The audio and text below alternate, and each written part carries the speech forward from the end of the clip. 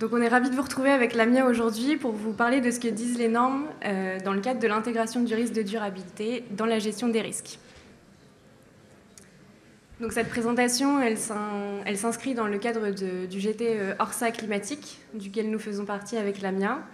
Et donc il y a pour objectif donc de faire des consultations de place et aussi de travailler, donc, comme le titre indique, sur l'Orsa climatique et de faire une veille réglementaire à ce sujet. Donc, notre atelier d'aujourd'hui, c'est pour faire un panel de normes dont vous pouvez avoir entendu parler dans le cadre ESG. C'est en construction, donc le but c'est que vous nous donniez aussi des inputs de comment ça se passe chez vous, l'intégration ESG et du risque de durabilité dans vos entreprises. Et dans le futur, on souhaiterait écrire une note sur justement l'intégration de ces risques dans la gestion des risques. Et voilà, pareil, on aura besoin de vos inputs. Vous pouvez scanner le QR code si vous voulez. On a préparé un petit questionnaire qui nous donne un peu une visibilité sur est-ce que c'est des sujets dont vous avez déjà entendu parler et quel est le rôle de l'actuaire selon vous sur ces sujets-là. Donc n'hésitez pas à scanner le QR code. Et si vous ne voulez pas le scanner, il faudra participer, il n'y a pas de souci. On est pour ça aussi. Attends, je crois qu'il scanne. Ah, pardon. Dès que je vois plus de téléphone, on peut y aller.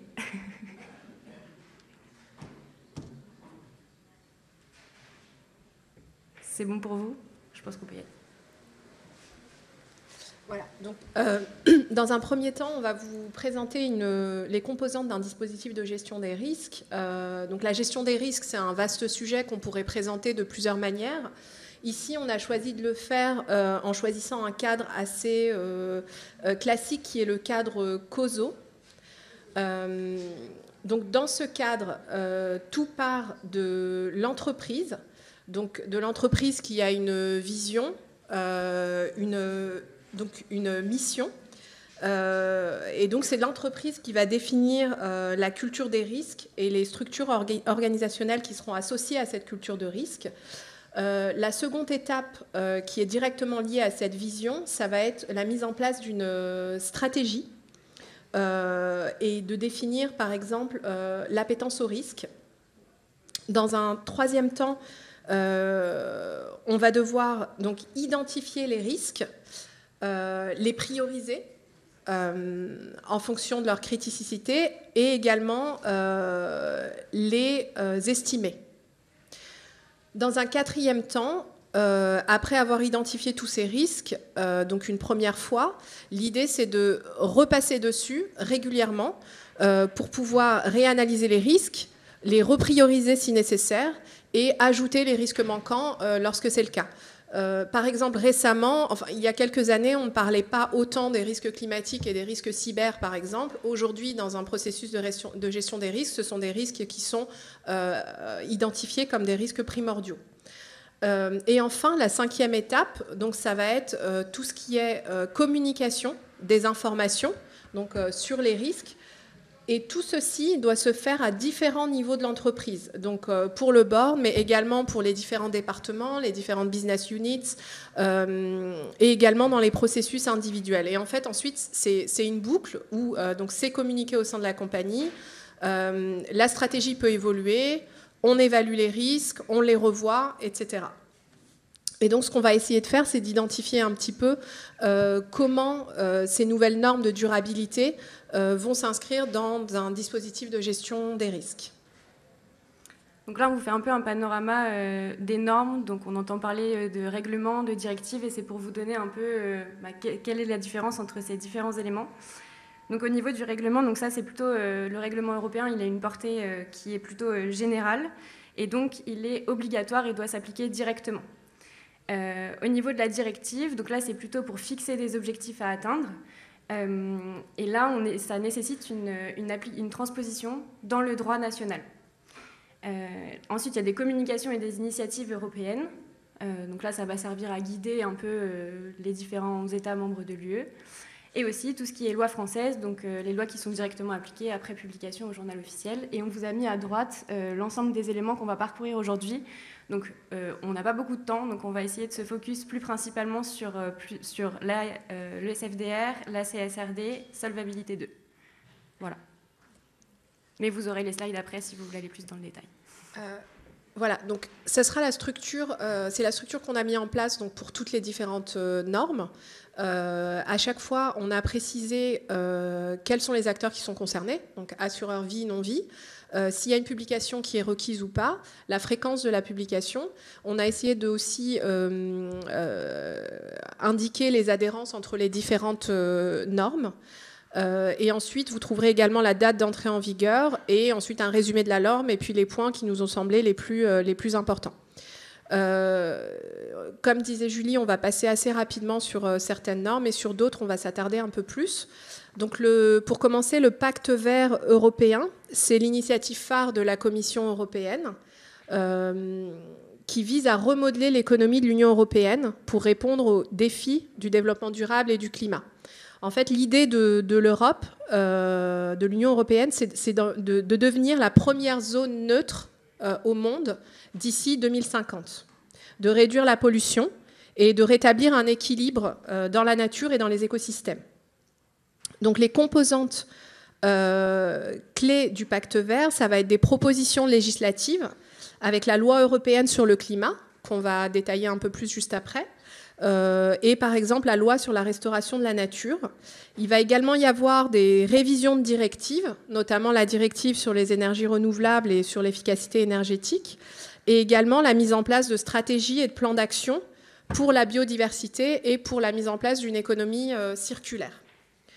Comme je disais, les objectifs principaux, c'est vraiment d'avoir une émission nette nulle d'ici 2050 et de mettre en place des actions pour obtenir une économie propre et circulaire.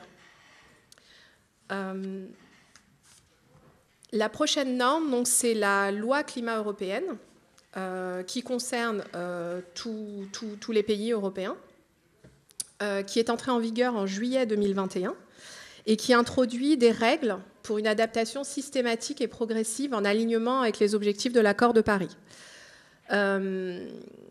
Les objectifs principaux de cette loi, donc, on retrouve, en fait, c'est une des normes structurantes, on retrouve ce que j'ai dit avant, sauf que là, il y a des chiffres un peu plus précis qui sont donnés. Pour atteindre la neutralité climatique d'ici 2050, on demande aux pays une réduction d'au moins 55% des émissions de gaz à effet de serre d'ici 2030. Cette loi pousse les États à élaborer des stratégies climatiques décennales et également à revoir, donc à évaluer leur niveau de progrès et également de mettre en place une évaluation quinquennale de l'atteinte des objectifs. Donc c'est assez clair sur le fait qu'il doit y avoir une stratégie sur 10 ans et une revue tous les 15 ans. Il y a des soutiens et des ressources et notamment cette loi encourage les dialogues inclusifs avec l'ensemble des parties prenantes qui peuvent être à la fois les États membres, les organisations de la société civile, les entreprises, les investisseurs et le public. Vous pouvez voter au fur et à mesure, savoir si vous avez des connaissances ou pas de connaissances avec le petit QR code. Je passe au fur et à mesure. N'hésitez pas. Un autre règlement, donc c'est le règlement sur la taxonomie verte, une fois de plus qui concerne toutes les entreprises. Il y a une obligation de publication sur celui-ci. Sur les deux premiers, il n'y avait pas d'obligation de publication. Sur celui-ci, il y a une obligation de publication annuelle. Et c'est une norme, vous le verrez plus tard, qui est complétée par la CSRD. Donc la taxonomie verte qui a été publiée en juin 2020 est entrée en vigueur partiellement en 2022 et de façon complète en 2024. Et c'est un système de classification des activités économiques qui permet d'identifier celles qui sont durables sur le plan environnemental. Pour les assureurs, en fait, cette publication fait partie de la déclaration de performance extra-financière. Il y a des objectifs qui ont été définis, donc qui sont listés ici, comme l'atténuation du changement climatique, l'adaptation au changement climatique, etc. Donc un certain nombre d'objectifs définis. Et il y a des critères techniques qui définissent quelles activités économiques peuvent être considérées comme durables. Pour les compagnies d'assurance, l'enjeu principal, c'est de fournir des ratios sur la part de leurs investissements et sur la part des contrats souscrits dans des activités durables. Voilà. Là, on passe au règlement SFDR. Donc, ce règlement donc, qui concerne cette fois uniquement les assureurs vie. Il y a une obligation de publication annuelle et elle est complétée par l'article 29 de la loi énergie-climat. Donc, ce règlement, SFDR, a un impact significatif sur les assureurs. En fait, les assureurs doivent catégoriser tous les produits, notamment les produits d'épargne, les produits de retraite, entre 3 différents articles. Donc, l'article 8, qui sont des produits qui promeuvent des caractéristiques environnementales ou sociales, sans pour autant avoir un objectif clair et identifié de durabilité. L'article 9, ce seront les produits qui ont un objectif de durabilité explicite, engagés à investir dans des activités qui bénéficient l'environnement et la société. Et tous les autres produits seront classés en article 6. Et cela, ça implique donc pour les compagnies d'assurance la mise en place de processus internes, de politique, de gouvernance, pour pouvoir évaluer, donc déjà classer ces produits. Et ce que la SFDR a aussi introduit de nouveau par rapport aux précédentes normes, c'est de faire preuve de transparence en ce qui concerne les impacts négatifs potentiels des investissements. Donc, si un assureur, par exemple, investit dans une société non propre, on va dire, ils sont obligés d'être transparents sur les impacts négatifs potentiels identifiés. L'article 29 de la loi énergie-climat vient compléter la CSRD qui était, la SFDR qui était au niveau européen. Là, c'est une loi uniquement française qui s'applique également aux assureurs vie, avec une obligation de publication annuelle. Elle est entrée en vigueur une fois de plus partiellement en 2022 et totalement en 2023 sur l'exercice 2022. Cette loi, elle ajoute des exigences supplémentaires donc pour les acteurs opérant en France et elle vise à renforcer la transparence des acteurs financiers sur leurs impacts ESG. Et en particulier en ce qui concerne les risques climatiques et la biodiversité. Pour cette loi, il y a un seuil d'application, mais qui est quand même facilement atteint, c'est 500 millions d'actifs en gestion ou en taille de bilan. Donc, il y a une transparence accrue sur les risques climatiques qui est demandée. Donc, on demande aux compagnies d'assurance vie de publier des informations détaillées sur la manière dont elles identifient les risques climatiques, sur la manière dont elles les évaluent, et sur la manière dont elle les gère. Et cela inclut à la fois les risques physiques et les risques de transition. Il y a également une composante biodiversité où les assureurs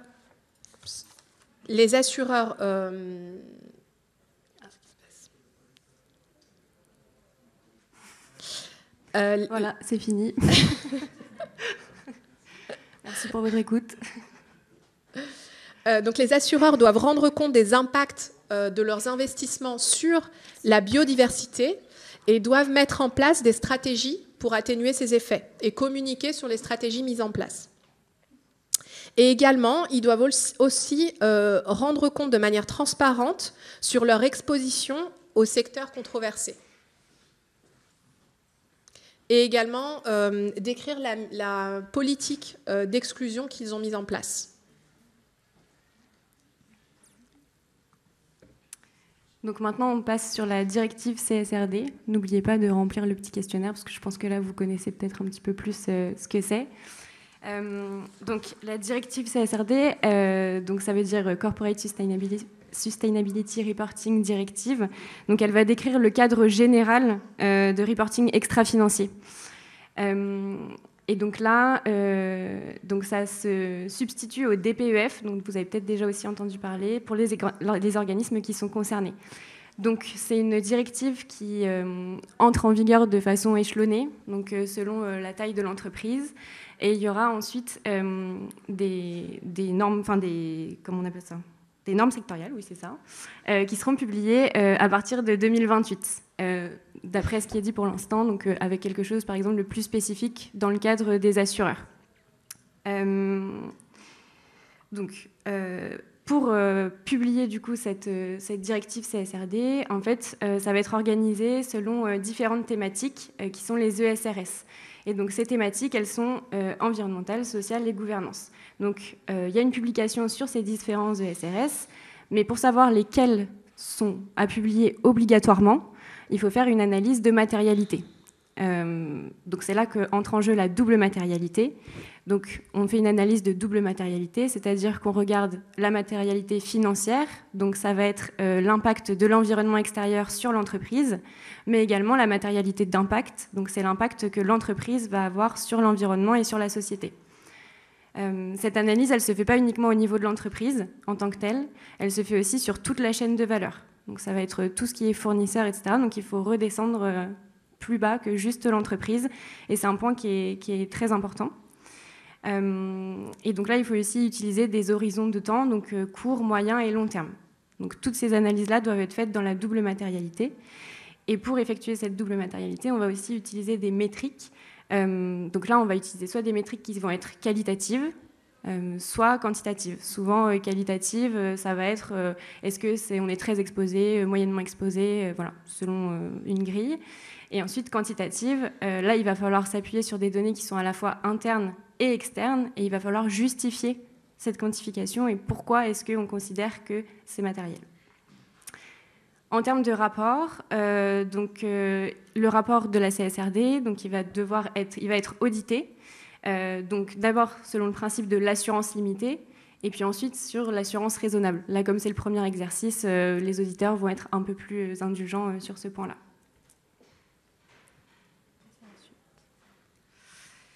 Ensuite, il y a aussi la révision de la directive Solvabilité 2, donc qui est prévue pour 2026. Donc là, pour objectif, c'est d'inclure le risque de durabilité, donc selon les 3 piliers de la directive. Donc on l'a structuré comme ça. Donc sur le pilier 1, donc va y avoir notamment l'inclusion explicite des risques climatiques et de transition dans le SCR, donc notamment SCR 4 et risque de marché. Et également le traitement prudentiel des actifs durables, donc savoir si on a un actif vert ou un actif marron, enfin comment on dit, brun, pardon, un actif brun. Et donc ça va être d'appliquer un score sur ces actifs selon s'ils sont verts ou bruns. Néanmoins, on ne peut pas se limiter au pilier 1, et donc c'est ce que dit la directive aussi, c'est qu'on considère que des risques à 1 an dans ce cas-là, donc il faut passer sur le pilier 2, et notamment la prise en compte dans l'ORSA climatique de ces risques de durabilité, pour couvrir des horizons de temps plus larges. Donc là, il va y avoir une analyse explicite des risques de durabilité, et donc leur impact sur la solvabilité, sur des scénarios qui sont du coup long terme, et la réalisation aussi des stress tests climatiques pour évaluer la résilience des assureurs face à ces aléas. Il faut également intégrer donc, la durabilité dans le prisme de la gestion des risques, donc du coup en écrivant des politiques, en ayant aussi une politique donc, de souscription, de gestion des risques, de réassurance, et revoir du coup tous ces éléments-là en fonction du risque de durabilité. Et enfin, en termes de reporting, il va y avoir une exigence importante sur le reporting climatique.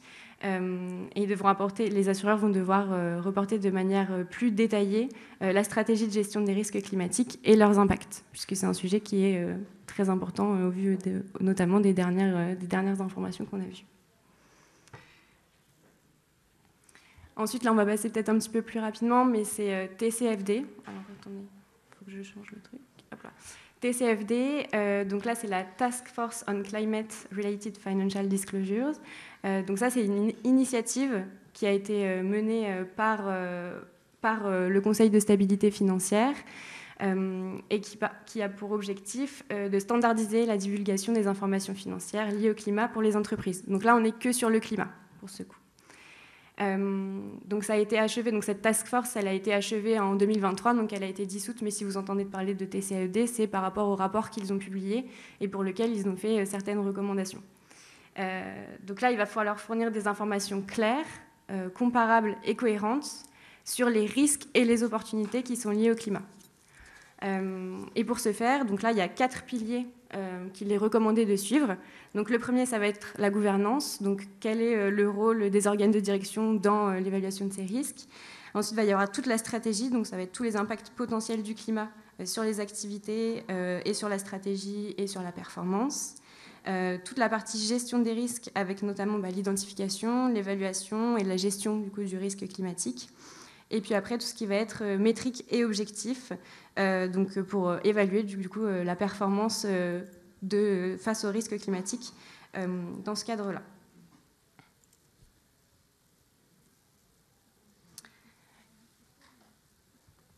Et enfin, on termine avec la loi française, donc climat et résilience.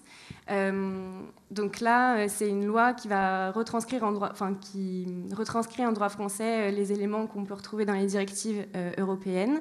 Donc elle est entrée en vigueur en 2021.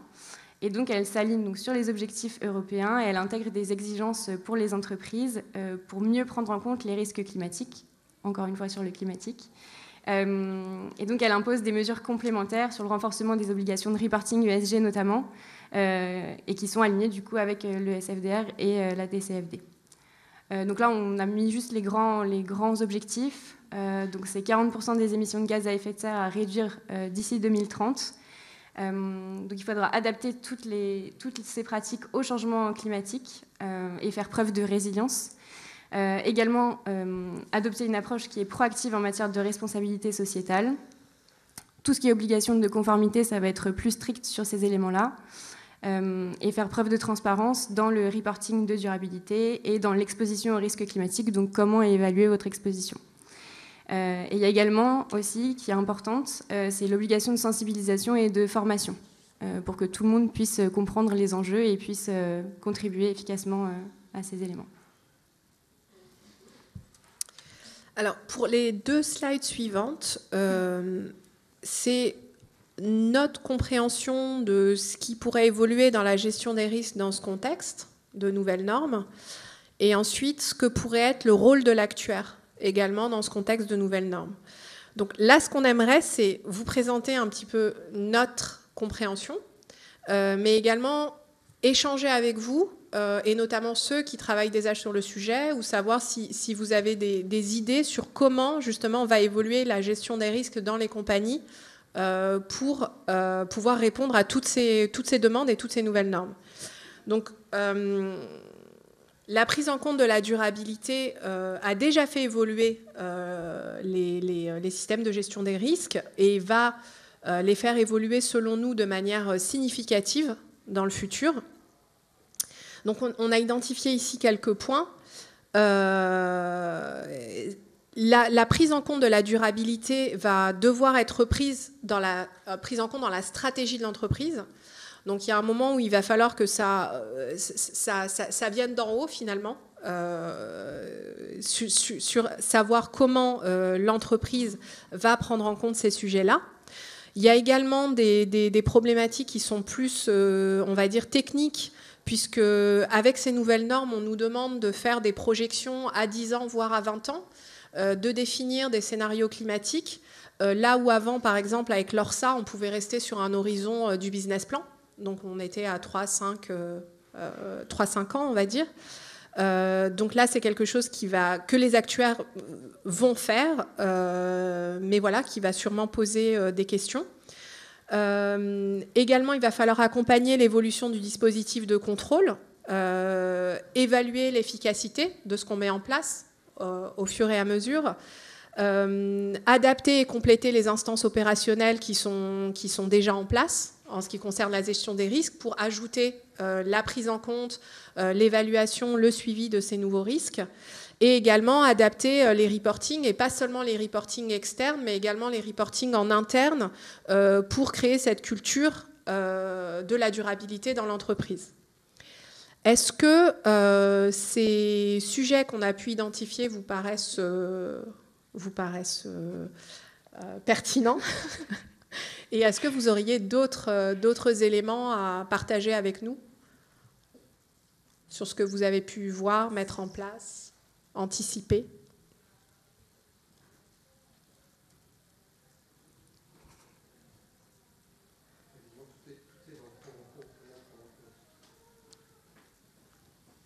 Oui.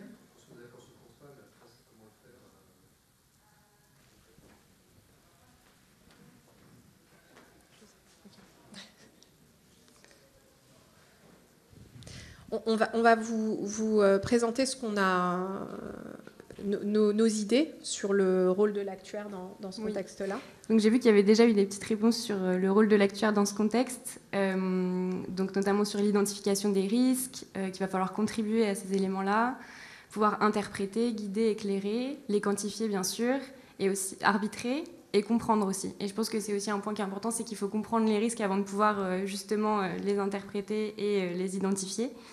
Donc là, on vous a mis un peu le rôle de l'actuaire selon nous dans ce contexte-là. On va pas tous les passer en détail, mais je pense que le rôle clé, ça va être effectivement d'identifier, de les évaluer et de les analyser. Donc tous ces risques-là et ces métriques, définir toutes les métriques qui, selon nous, sont importantes. On va devoir aussi contribuer à la réalisation des différents reportings. Et puis, le dernier, mais pas des moindres, et évidemment, il y a l'ORSA climatique. Donc ça, c'est le rôle de l'actuaire dans lequel on va être, je pense, les mieux placés pour le faire. Est-ce que vous voyez d'autres rôles qui pourraient être intéressants, des choses auxquelles vous pensez que c'est intéressant de participer ?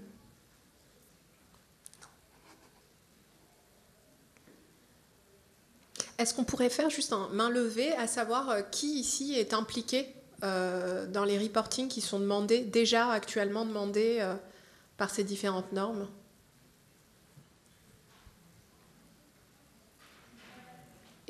Et vous pourriez nous dire un petit peu comment vous êtes impliqué aujourd'hui dans ces reportings-là ? Est-ce que c'est des petites informations qu'on vous demande, ou est-ce que quelqu'un voudrait prendre la parole ? On est désolé, on vous fait participer, mais en fait l'idée c'est que donc voilà, c'est vraiment d'avoir un feedback. Donc on a un groupe de travail, on a certaines personnes qui ont l'opportunité de travailler sur ces sujets-là de manière assez poussée. Et on a d'autres personnes, on s'intéresse à ces sujets, mais on n'a pas forcément l'insight en fait de ce qui se passe dans les compagnies. Et voilà, et là on s'était dit que c'était l'occasion aussi, comme en plus on veut écrire un guide, on aimerait avoir un petit peu votre input. Je peux commencer si vous voulez, comme ça va aider. Du coup, moi par exemple, j'ai travaillé sur la CSRD. Plusieurs fois, et moi j'intervenais exclusivement sur la double matérialité. Voilà, donc j'avais pas suivi tout le process de CSRD, mais je suis intervenue sur la double matérialité. Voilà, à vous. Aidez-nous. Ah, merci.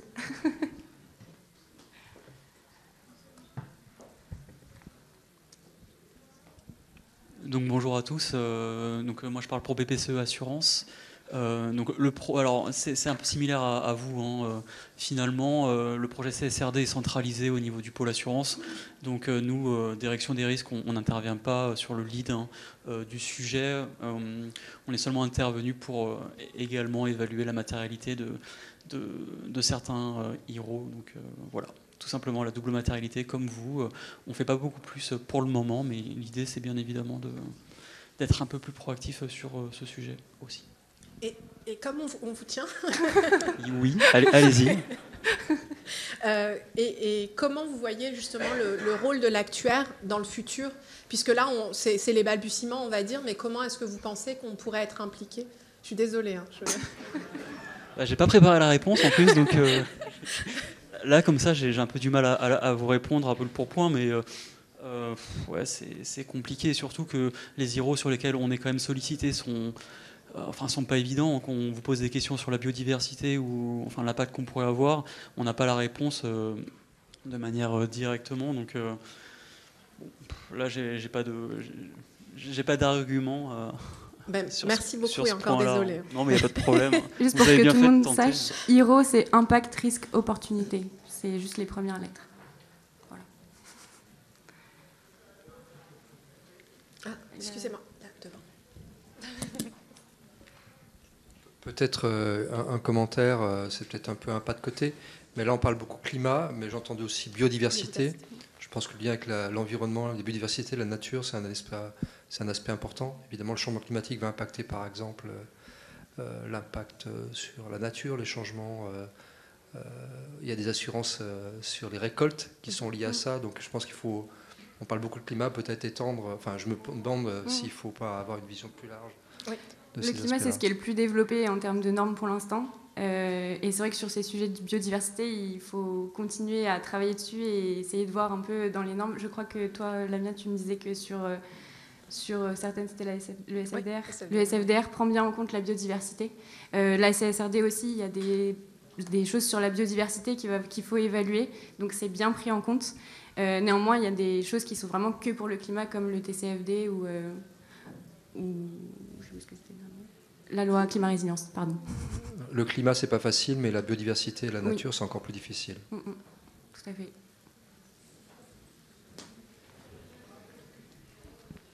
Je veux bien faire un petit commentaire qui est peut-être politiquement incorrect, mais en fait, donc je suis chez Covea MMA. Pour moi, l'actuaire, effectivement, il est impliqué dans des scénarios, dans l'ORSA, etc.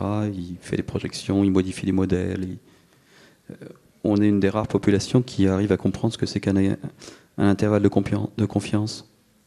Et quand on fait des projections, plus c'est long terme, plus les incertitudes s'accumulent. Et en fait, il faut qu'on arrive à communiquer dans tous ces reportings qui s'adressent à des audiences qui aiment bien les certitudes, que il y a de l'incertitude et il y en a beaucoup. Et je pense que ça, c'est difficile. Voilà. Et donc on a, nous, je pense, en tant qu'actuaires, collectivement, un rôle à arriver à communiquer, à expliquer cette incertitude. Derrière vous, je crois qu'il y a quelqu'un qui veut parler. Bonjour, moi je m'appelle Fadwa Ramani, moi je suis directrice de la practice actuariale dans un cabinet de conseil et en effet donc on a travaillé beaucoup sur la CSRD. Ça diffère des tailles des acteurs déjà, ceux qui étaient concernés avant les autres selon la taille de l'entreprise. Après donc moi j'ai travaillé sur l'interprétation du coup de la réglementation, tout ce qui est gap analysis par rapport à ce qui est fait et pas fait en fonction des acteurs. Il y a aussi toute la partie double matérialité, la définition de la chaîne de valeur qui est impactée, qui doit intervenir. Après, donc, il y a tout ce qui est aussi KPI, choix des KPI, des indicateurs à produire. Il y avait aussi une partie un peu plus technique, mais là, on est plus sur l'allocation des actifs, le choix des actifs. Donc voilà, et après tout ce qui est acculturation, parce que c'est vrai que c'est compliqué. Donc c'est vrai que c'est un sujet, on ne sait pas qui doit le porter, comment, parce que ça touche toute la chaîne de valeur, mais in fine, qui porte le sujet. Donc voilà, c'est un peu l'ensemble des travaux. Merci beaucoup. Merci beaucoup. Et si je peux compléter, moi, Philippe Gaillard-Axam, il y a des immenses champs qui s'ouvrent aussi pour préparer l'avenir, sur lesquels les actuaires ont besoin d'être très actifs, et donc derrière, il y aura tous les contrôles qui vont derrière. Je vois dedans tous les sujets de carto, et comme a dit Philippe tout à l'heure, le sujet de volatilité et d'intervalle de confiance est absolument clé, sinon on ne comprend rien. Je vois aussi tous les sujets de données ESG des entreprises, si on veut commencer à mesurer les émissions de nos portefeuilles. J'ai bien vu que les normes sectorielles, c'est un peu pour plus tard, mais il faut quand même avancer avant. Il y a le sujet dont parlait Thierry Langrenay tout à l'heure sur aussi comment on calcule les émissions par rapport aux chaînes sinistres. Et tout ça, ça ne va pas être évident. Et je pense que beaucoup d'actuaires vont être embarqués dans tous ces grands sujets prospectifs. Merci.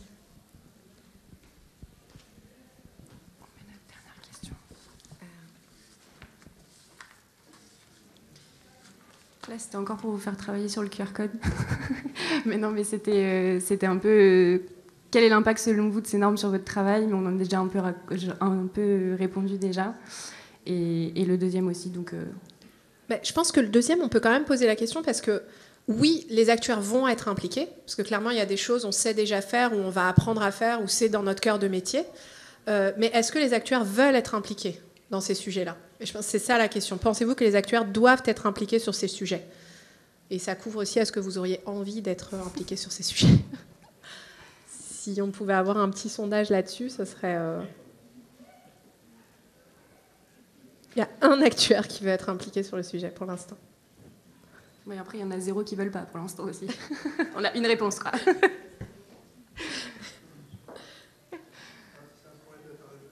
Ouais, tout à fait. Ah, tout le monde va être impliqué, mais c'est génial. Ok. Ah non, pas tout le monde. Bon, pour l'instant, il y a plus de personnes qui veulent être impliquées que pas impliquées, mais il y en a quand même qui ne souhaitent pas être impliquées. Voilà. On s'arrête. Bah, merci beaucoup pour votre attention. Merci beaucoup.